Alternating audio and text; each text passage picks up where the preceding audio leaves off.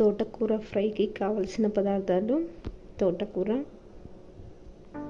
శనగపప్పు, వెల్లుల్లి, మినపప్పు, పచ్చిమిరపకాయలు, ఉల్లిగడ్డ. ఇవి కావలసిన పదార్థాలు. కొంచెం మినపప్పు వేసుకోవాలండి,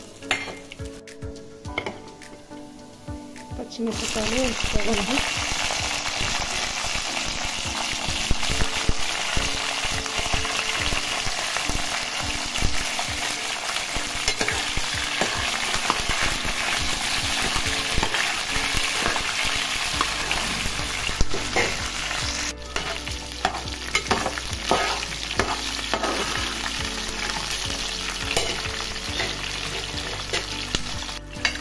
వెల్లుల్లిని యాడ్ చేసుకోవాలండి.